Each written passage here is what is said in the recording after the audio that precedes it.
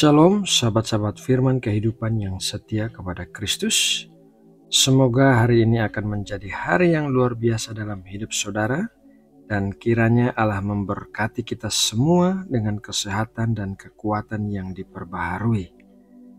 Sahabatku, kita akan segera memulai saat teduh untuk mendengarkan firman Tuhan. Jadi mari kita berdoa. Ya Tuhan, Engkau Allah yang kami sembah dan muliakan dengan sepenuh hati. Hari ini kembali kami datang kepadamu untuk bersatu teduh. Kami rindu mendengarkan suara-Mu dan pengajaran firman-Mu. Sentuhlah setiap hati yang terbuka untuk menerima firman-Mu dan ubahkanlah setiap kehidupan anak-anak-Mu. Terima kasih ya Bapa, di dalam nama Tuhan Yesus Kristus kami sudah berdoa. Amin. Sahabat firman kehidupan yang terkasih, Matius adalah kitab Injil pertama dalam jajaran kitab Perjanjian Baru. Namun demikian, sebetulnya Markus adalah Injil pertama yang ditulis, baru dilanjutkan dengan Injil Lukas, Injil Matius, dan Injil Yohanes. Injil Matius diletakkan sebagai yang pertama dalam jajaran kitab Perjanjian Baru karena diawali dengan silsilah Tuhan Yesus Kristus. Penulis kitab Matius adalah salah satu dari 12 rasul murid Tuhan Yesus Kristus, yaitu Matius atau Lewi yang latar belakangnya adalah seorang pemungut cukai atau pemungut pajak. Dalam pasal yang ke-9, Matius menuliskan tentang panggilannya untuk mengikut Tuhan Yesus, dan hari ini kita akan belajar dari kisah Matius dalam Matius 9 ayat 9 sampai 13. Mari kita baca terlebih dulu Matius 9 ayat 9 sampai 13. Setelah Yesus pergi dari situ, ia melihat seorang yang bernama Matius duduk di rumah cukai. Lalu ia berkata kepadanya, "Ikutlah aku." Maka berdirilah Matius lalu mengikut dia. Kemudian ketika Yesus makan di rumah Matius, datanglah banyak pemungut cukai dan orang berdosa dan makan bersama-sama dengan dia dan murid-muridnya. Pada waktu orang Farisi melihat hal itu, berkatalah mereka kepada murid-murid Yesus, "Mengapa gurumu makan bersama-sama dengan pemungut cukai dan orang berdosa?" Yesus mendengarnya dan berkata, "Bukan orang sehat yang memerlukan tabib, tetapi orang sakit.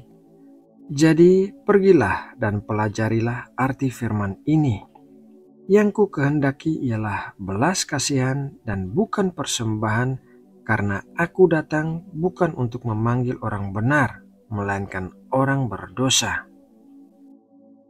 Seorang pemungut cukai atau pemungut pajak adalah orang yang tidak disukai oleh bangsa Yahudi karena mereka memungut pajak atas nama bangsa Romawi, sehingga dalam prakteknya mereka menekan bangsa Yahudi.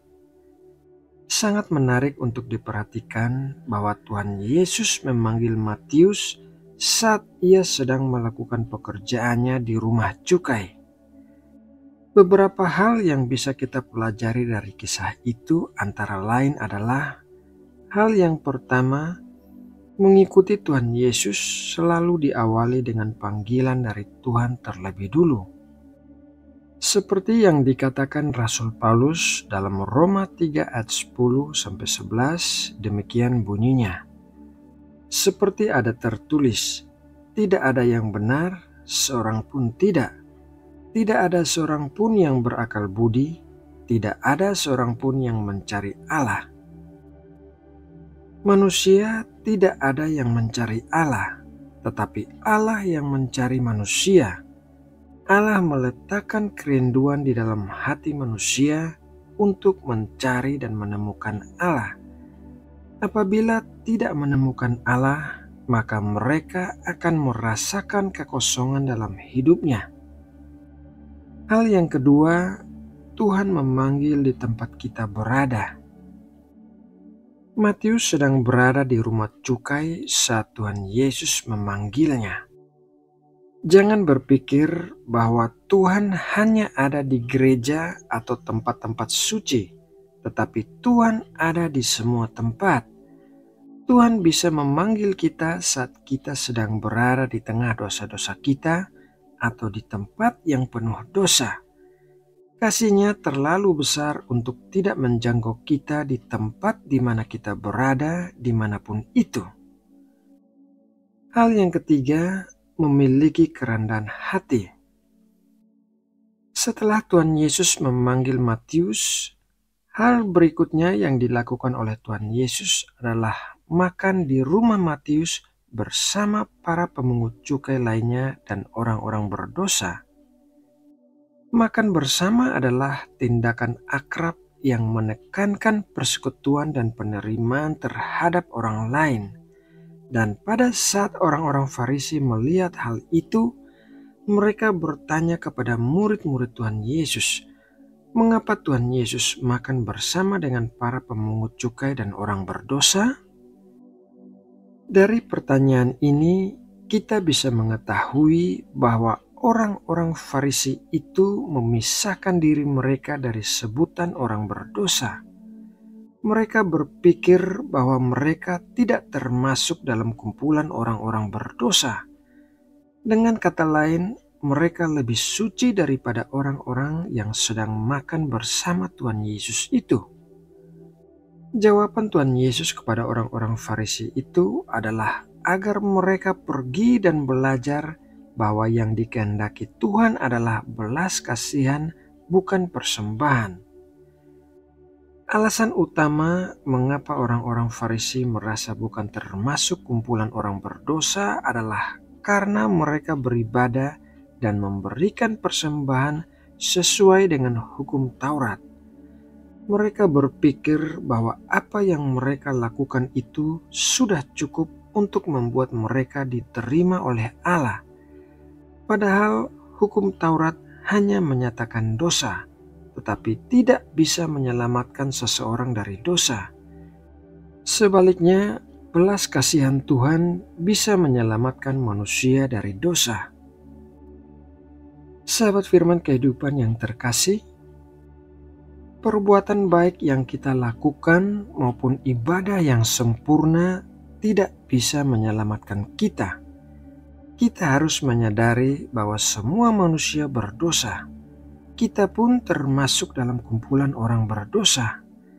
Akan tetapi, belas kasihan Tuhan telah menyelamatkan kita dan memberikan kita kehidupan yang baru di dalam Kristus.